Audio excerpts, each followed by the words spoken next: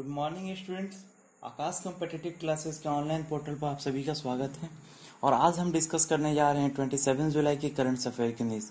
Students, पिछले कुछ दिनों से क्लास ऑफ रह रही है क्योंकि कोरोना वायरस की वजह से हमारे डिस्ट्रिक्ट में बहुत सारे केसेस आ जाने के कारण हमें होम क्वारंटाइन ही रहना पड़ रहा है। बाहर हम नहीं जा पा रहे हैं, इसीलिए वीडियो नहीं आ पा रही है। और मैथ के क्लास की भी वीडियो नहीं आ पा रही है। बहुत से स्टूडेंट्स परेशान थे, मैसेज कर रहे थे कि मैथ की वीडियो कब से आएगी। तो स्टूडेंट्स, अभी कुछ दिन जब तक ये सारी स्थिति सामान्य नहीं हो जाती तब तक थोड़ा सा आप लोग घर पर सेल्फ स्टडी ही करें। और स्टूडेंट, करंट अफेयर की हर रोज़ की जो न्यूज़ है हमारे टेलीग्राम पर हर रोज़ टेस्ट हो रहे हैं। हर रोज़ की न्यूज़ की वीडियोस नहीं तब तक थोड़ा सा आप लोग घर पर सेल्फ स्टडी ही करें।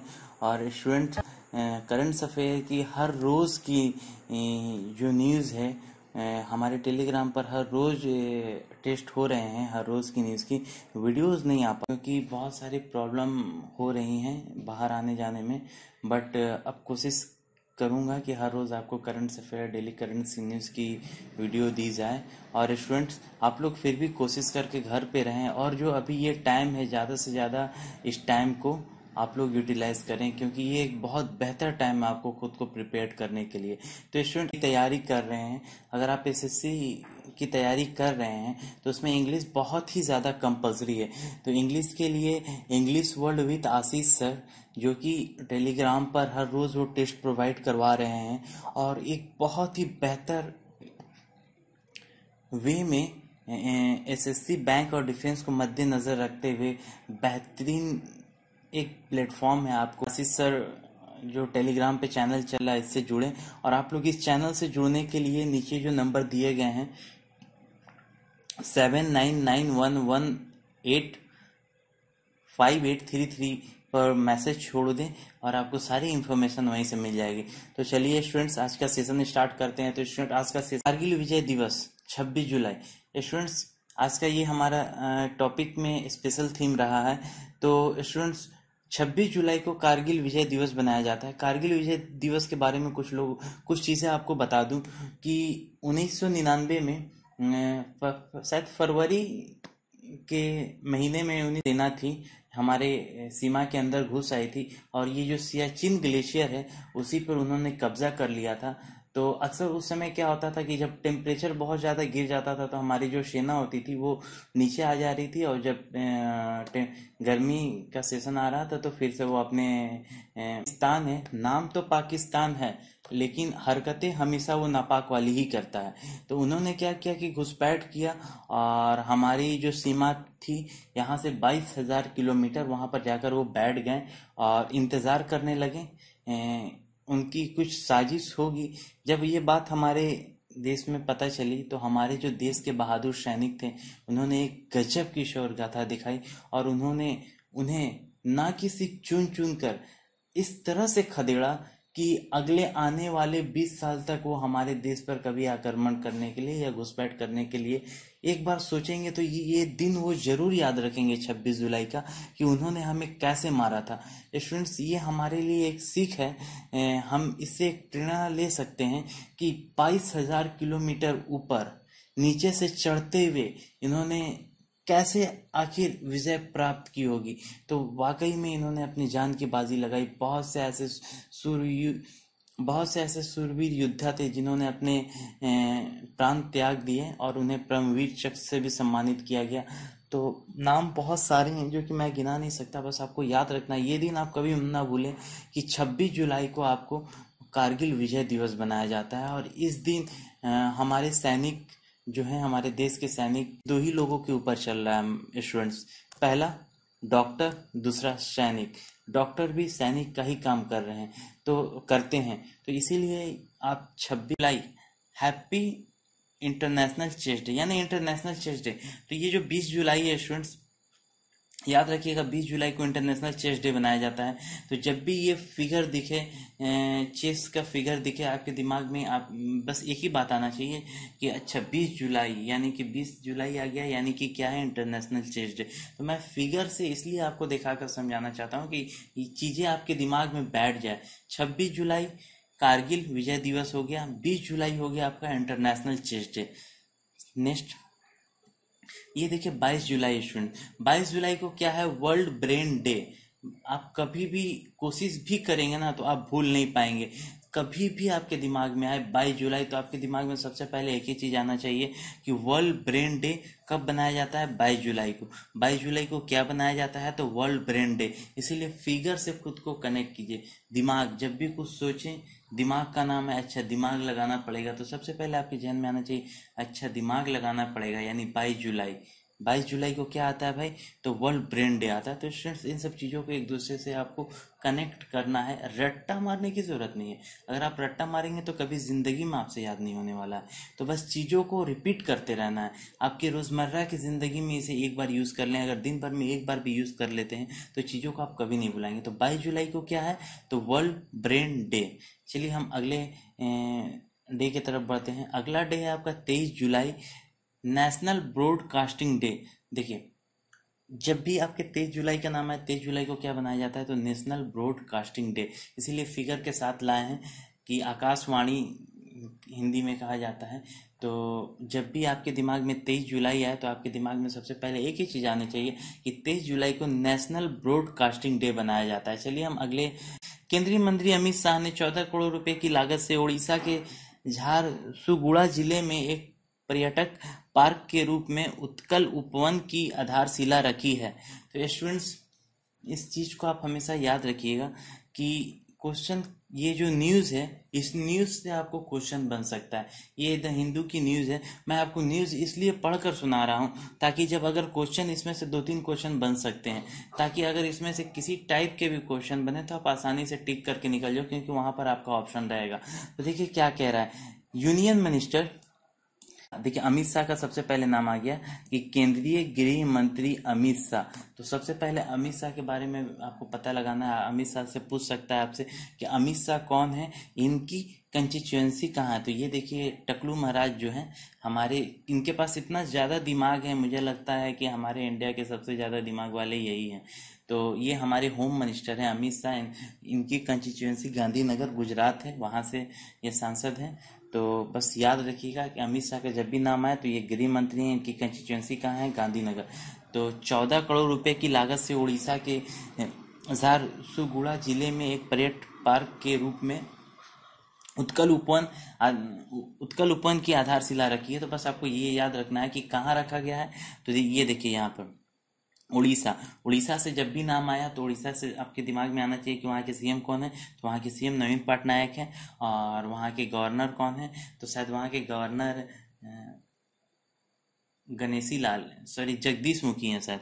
आप एक बार रीचेक कर लीजिएगा, जगदीश मुखी होंगे या गणेशी लाल होंगे।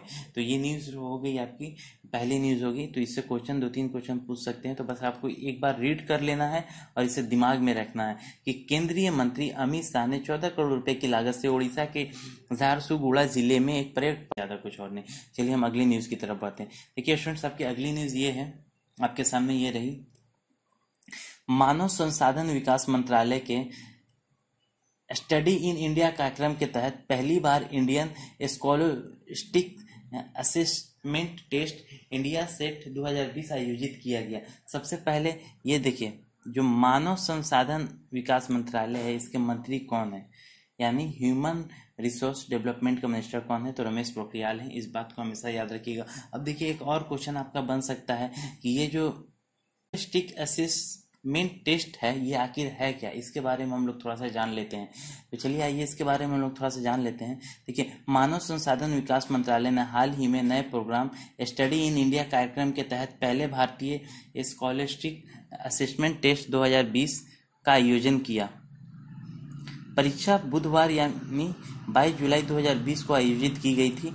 कई मीडिया रिपोर्टर्स के अनुसार अन्य देशों से 5000 से अधिक छात्र परीक्षा के लिए उपस्थित हुए। परीक्षा के लिए Nepal, Zambia, Ethiopia, Bangladesh, Bhutan, Uganda, Tanzania, Rwanda, Sri Lanka, Kenya आदि स्थानों के छात्र उपस्थित हुए। इंडिया सेट 2020 में अच्छा स्कोर करने वाले छात्रों को भारतीय विश्वविद्यालय में प्रवेश मिलेगा और उनको के अनुसार जो ग्रेजुएशन में होगा वो जो ग्रेजुएट अगर यहाँ से होना चाहते हैं तो उनको छात्रवृत्ति भी मिलेगी। तो अब ये देख लीजिए थोड़ा सा क्या कह रहा है, परीक्षा राष्ट्रीय परीक्षण एजेंसी द्वारा आयोजित की गई थी और इंडिया और स्टडी इन इंडिया कार्यक्रम के तहत हमारे देश में विश्वविद्यालयों और कॉलेजों में प्रवेश पाने वाले विदेशी छात्रों को छात्रवृत्ति देने के लिए आयोजित की जाती है। तो इन सब चीज़ों को बस एक बार पढ़ लेना है आपको, ताकि आने वाले समय में अगर इससे कुछ सवाल पूछ दे या कभी आप इंटरव्यू में बैठ दें तो हो सकता है इन सब छोटी छोटी चीज़ों से सवाल पूछ सकता है आपको। तो इन सब छोटी चीज़ों को एक बार आप ध्यान में रखें, बस एक बार रीडिंग डालें और छोड़ दें, क्योंकि PDF आपको लिंक डिस्क्रिप्शन बोर्ड में प्रोवाइड की जाएगी। तो बस आपको क्या याद रखना है, मानव संसाधन विकास मंत्रालय के स्टडी इन इंडिया कार्यक्रम के तहत पहली बार India scholastic assessment test India set 2020 आयोजित किया गया था। तो ये स्कॉलस्टिक असेसमेंट टेस्ट क्या है ये भी हम आपको बता दिए, और ये क्यों आयोजित की जाती है ये भी हम बता दिए। तो न्यूज़ को बस आप हमेशा यह ध्यान में रखिएगा, एक बार न्यूज़पेपर की तरह रीडिंग डाल लीजिए, और जैसे ही इससे ऑब्जेक्टिव क्वेश्चन आएंगे आपके अपने आप सॉल्व हो जाएंगे। तो चलिए हम अगले सवाल की ओर बढ़ते हैं। देखिए आपका अगला सवाल आपके स्क्रीन पर ये रहा। Narendra Singh Tomar has inaugurated the world-class state-of-art honey testing laboratory in Anand, Gujarat. कृषि और किसान कल्याण मंत्री नरेंद्र सिंह तोमर, सबसे पहला सवाल आपका यही बन गया कि कृषि और किसान कल्याण मंत्री कौन है? तो नरेंद्र सिंह तोमर हैं। आप कमेंट बॉक्स में मैसेज करके हमें ये बताएं कि इनकी कंस्टिट्यूएंसी कहाँ है। जो नरेंद्र सिंह तोमर हैं इनकी कंस्टिट्यूएंसी कहाँ है, क्योंकि ये सवाल आपके एग्जामिनेशन हॉल में बन सकता है। तो देखिए क्या कह रहा है, कृषि और किसान कल्याण मंत्री नरेंद्र सिंह तोमर ने वीडियो कॉन्फ्रेंस के माध्यम से गुजरात के आनंद में world class state of art honey testing laboratory का उद्घाटन किया। प्रयोगशाला की स्थापना नेशनल डेयरी डेवलपमेंट बोर्ड, आप हमेशा इन सब चीज़ों को याद रखिएगा कि national dairy development board NDDB, तो इसके एक फुल फॉर्म आपका बन गया यहाँ पर। तो NDDB ने नेशनल बी बोर्ड के सहयोग से की थी। यह कदम भारत में मीठी क्रांति लाने के लिए PM नरेंद्र मोदी के दृष्टिकोण के अनुरूप है। तो बस एक बार आपको यही पढ़ लेना है कि जैसे Narendra Singh Tomar has inaugurated the world class state of art honey testing laboratory in Anand, Gujarat. तो नरेंद्र सिंह तोमर कौन है? कृषि और किसान कल्याण मंत्री हैं। और देखिए यहाँ पर आ गया नरेंद्र मोदी हमारे honourable prime minister. NDBB national dairy development board, यहाँ पे देखिए NBB नेशनल बी बोर्ड। तो इन सब चीज़ों को बस छोटी छोटी चीज़ों को आपको एक बार पढ़ लेना है और ध्यान में रखना है, और रीडिंग मारते मारते आपको रट्टा मारने की जरूरत नहीं। ये सब चीज़ कभी भी रट्टा नहीं मारा जाता है, बस एक बार ध्यान में रखिएगा न्यूज़ को। इससे रिलेटेड अगर आपका क्वेश्चन पूछेगा एग्जामिनेशन में तो अपने आप सॉल्व करके निकल जाइएगा। चलिए हम अगले न्यूज़ की ओर बढ़ते हैं, और ये देखिए आपका अगला न्यूज़ क्या कह रहा है। DRDO के वैज्ञानिक ने इजराइल के डिफेंस रिसर्च विंग के साथ मिलकर कोविड परीक्षण किट पर काम किया है। तो अभी सबसे ज़्यादा होड़ यही लगी हुई है कि पहले वैक्सीन कौन ला रहा है। ये जो कोविड-19 आया हुआ है तो सारे देश इसी में लगे हुए हैं, तो हर जगह कुछ ना कुछ परीक्षण किया जा रहा है कि जल्द से जल्द इसका वैक्सीन लाया जाए, ताकि इस जो महामारी आई हुई है इस महामारी से हम निजात पाएँ और आगे की ओर हम बढ़ें। तो देखिए अब कौन सी कंट्री सबसे पहले इसमें कामयाब होती है। बस भगवान से यही दुआ करना है कि जल्द से जल्द ये वैक्सीन आए और ये जो इतने सारे परेशानी हो रही है इन सब परेशानियों से हम लोग निजात पाएँ। चलिए नेक्स्ट न्यूज़ देखिए आपका क्या है। नेक्स्ट न्यूज़ है आपका president Ramnath Kovind has appointed Anandiben Patel as the governor of Madhya Pradesh. राष्ट्रपति रामनाथ कोविंद ने आनंदीबेन पटेल को मध्य प्रदेश का राज्यपाल नियुक्त किया है। स्टूडेंट अभी हाल में न्यूज़ आई थी कि जो मध्य प्रदेश के राज्यपाल थे लालजी टंडन, उनका निधन हो गया था लखनऊ में। तो उनके जगह पे ये जो आनंदीबेन पटेल है उनको वहाँ का राज्यपाल नियुक्त किया गया है। ऐसे भी इन्हीं के पास एडिशनल इंचार्ज था आनंदीबेन पटेल के पास मध्य प्रदेश का, जब ये बीमार पड़ गए थे तो। और आनंदीबेन पटेल एक और जगह की गवर्नर हैं। आप हमें कमेंट बॉक्स में मैसेज करके बताएं कि आनंदीबेन पटेल और कहाँ की गवर्नर हैं। तो चलिए अगले न्यूज़ की ओर बढ़ते हैं, और आपका अगला न्यूज़ आपके स्क्रीन पर ये रहा। मध्य रेलवे ने छत्रपति शिवाजी महाराज टर्मिनस मुंबई में टिकट चेकिंग स्टाफ के लिए चेक इन मास्टर नामक एक ऐप लॉन्च किया है। सेंट्रल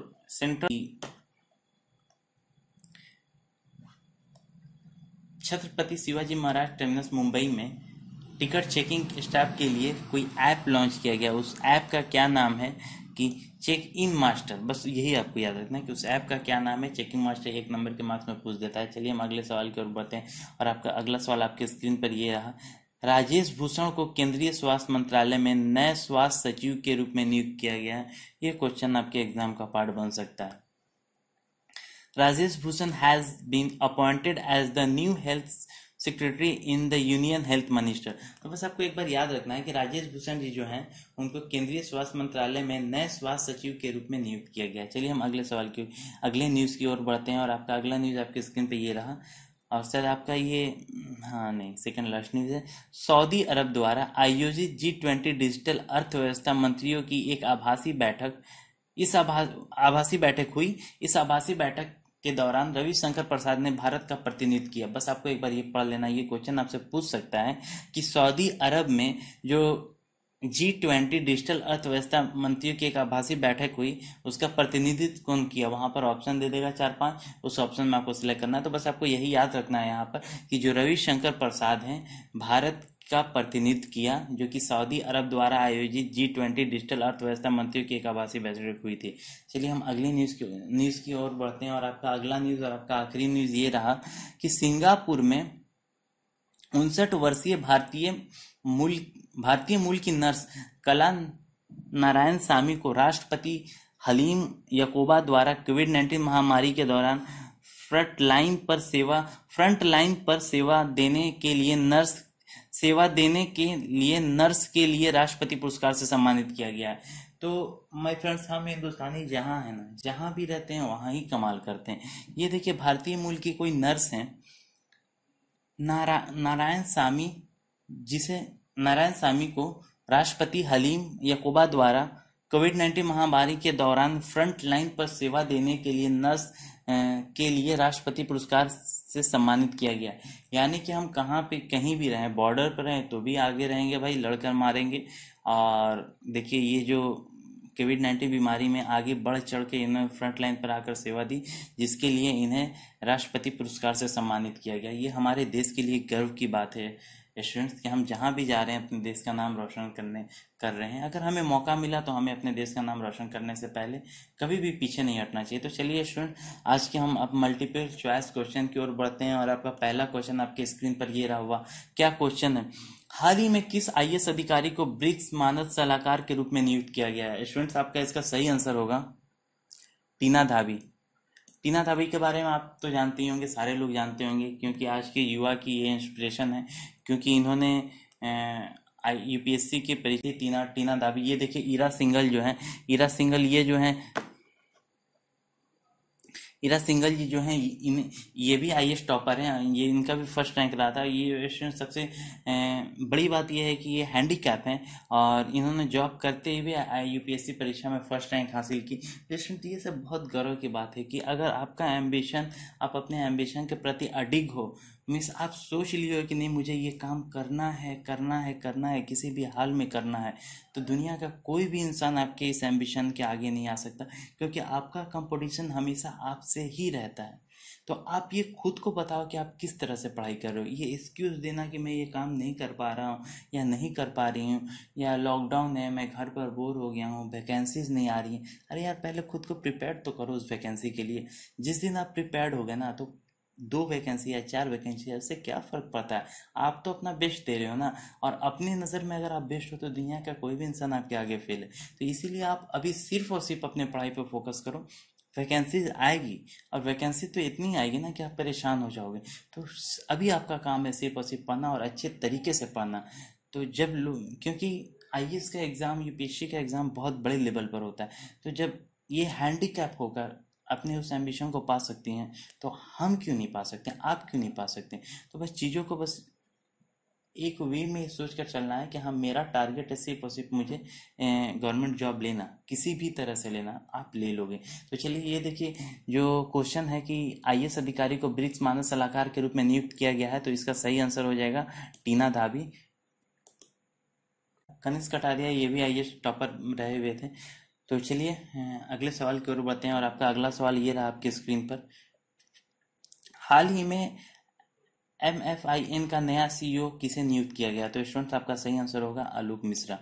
आलोक मिश्रा को मैफिन का नया CEO नियुक्त किया गया है। चलिए स्टूडेंट हम अगले सवाल की ओर बढ़ते हैं और आपका अगला सवाल आपकी स्क्रीन पर ये रहा।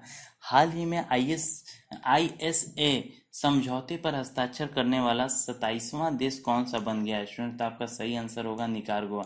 बस आपको एक बार ध्यान में रखना है, कुछ भी नहीं करना है, बस आपको एक बार ध्यान में रखना है, रट्टा नहीं मारना है। अभी एक बार आपके दिमाग से गुजर गया ना तो दोबारा आएगा तो भी आप मार कर निकल जाओगे। ISA समझौते पर हस्ताक्षर करने वाला 27वां देश कौन सा बन गया है? तो निकारागुआ होगा। आप हमें कमेंट बॉक्स में मैसेज करके बताएं कि what is the full form of ISA, what is the full form of ISA। चलिए स्टूडेंट्स हम अगले सवाल की ओर बढ़ते हैं। हाल ही में प्रधानमंत्री मोदी ने किस राज्य में जलापूर्ति परियोजना की आधारशिला रखी है? स्टूडेंट तो आपका सही आंसर हो जाएगा मणिपुर। तो देखिए स्टूडेंट्स आपका ये जो राजस्थान हो गया, यहाँ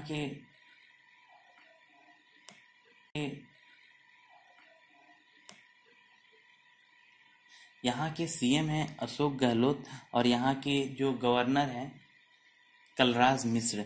और ये हो गया असम के CM हो गए सर्बानंद सोनोवाल। मणिपुर के CM और गवर्नर कौन है कि मणिपुर के CM कौन है? चलिए हम अगले सवाल की ओर बढ़ते हैं। आपका अगला सवाल आपके स्क्रीन पर ये रहा और आपका अगला सवाल आपकी स्क्रीन पर ये रहा। हाल ही में नई दिल्ली में वृक्षारोपण अभियान का शुभारंभ किसने किया? तो स्टूडेंट आपका सही आंसर हो जाएगा हमारे होम मिनिस्टर अमित शाह। अमित शाह जी ने हाल ही में नई दिल्ली में वृक्षारोपण अभियान का शुभारंभ किया है। ये देखिए अरविंद केजरीवाल नई दिल्ली के CM हैं और अनिल बेंजल जो हैं वहाँ के उपराज्यपाल हैं। तो चलिए हम अगले सवाल की ओर बढ़ते हैं और आपका अगला सवाल आपके स्क्रीन पर ये रहा। हाल ही में भारतीय नौसेना का सबसे बड़ा सौर ऊर्जा संयंत्र कहाँ से स्थापित किया गया है? तो स्टूडेंट्स इसका सही आंसर हो जाएगा आपका केरल। महाराष्ट्र के बारे में जानते हैं। महाराष्ट्र के CM कौन है? तो महाराष्ट्र के CM है आपको उद्धव ठाकरे। आप हमें वहाँ के गवर्नर कौन है वो कमेंट बॉक्स में मैसेज करके बताएं। और ये देखिए गुजरात के जो CM हैं विजय रूपानी हैं और यहाँ के जो गवर्नर हैं आचार्य देवव्रत हैं शायद। तो चलिए अगर मैं कहीं मुझसे गलती हो रही होगी तो आप कमेंट बॉक्स में मैसेज करके बताइएगा, क्योंकि इंसान हो भाई, कहीं भी गलती हो सकती है।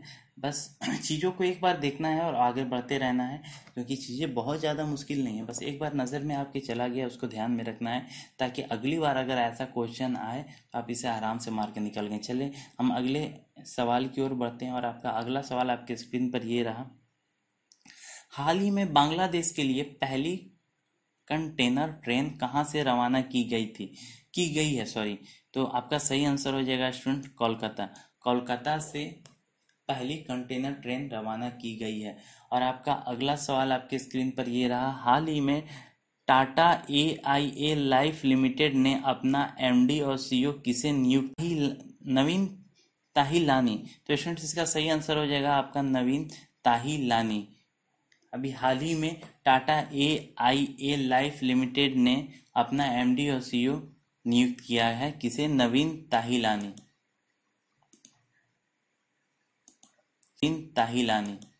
आपके स्क्रीन पर ये रहा। हाल ही में किसने एको जनरल इंश्योरेंस के साथ वाहन बीमा लॉन्च की है? तो इसका सही आंसर हो जाएगा स्टूडेंट अमेजोन पे। तो बस आप चीज़ों को एक बार याद रखिएगा, एक बार पढ़ लीजिएगा कि इस टाइप का क्वेश्चन अगर आपसे दोबारा पूछा जाए तो ये सारे क्वेश्चन छूटे नहीं आपसे। चलिए हम आप स्टेट की ओर बढ़ते हैं और आपका आज का स्टेट है तमिलनाडु। तो आइए थोड़ा सा तमिलनाडु के बारे में जान लेते हैं स्टूडेंट। ये देखिए तमिलनाडु का फॉर्मेशन ईयर 26 जनवरी 1950 है। बहुत सारे एग्जाम में ये आपका एग्जामिनेशन का पार्ट बन जाता है कि तमिलनाडु का फॉर्मेशन ईयर बताइए। तो क्या है? 26 जनवरी 1950। तमिलनाडु की कैपिटल कहाँ है? तो चेन्नई। वहाँ की लार्जेस्ट सिटी कौन सी है?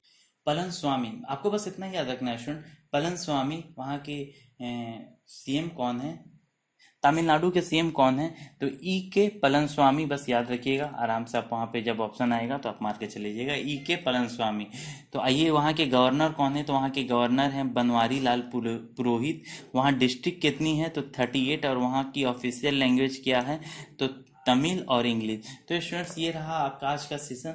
और स्टूडेंट, आज का सेशन आपको कैसा लगा हमें कमेंट बॉक्स में मैसेज करके बताएं। और कहीं अगर कुछ छूट गया है या बाय मिस्टेक कुछ गलती हो गई है तो उसे भी आप कमेंट बॉक्स में मैसेज करके बताएं, उसे हम कोशिश करेंगे अगले वीडियो में सुधारने के लिए। और स्टूडेंट्स, आपसे मैं फिर से एक बार ये बताना चाहता हूँ कि एक टेलीग्राम चैनल पर आकाश कॉम्पिटिटिव क्लासेस आप सर्च करें, सर्च में जाकर, और वहाँ पर उस चैनल से ज्वाइन हो जाएं, क्योंकि वहाँ हर रोज़ करंट अफेयर की टेस्ट हो रही हैं। तो अगर आप उससे जुड़े रहते हैं तो मुश्किल से आपका 10 से 15 मिनट जाएगा, और उस 10 से 15 मिनट में आपको सीखने को बहुत कुछ मिलेगा। तो जाहिर सी बात है स्टूडेंट्स, चीज़ों को कंटिन्यू अगर आप रखते हैं तो आने वाले समय में आपके लिए ये बहुत फ़ायदेमंद होगा। अगर आपका एम्बिशन है कि नहीं मुझे गवर्नमेंट जॉब लेना है,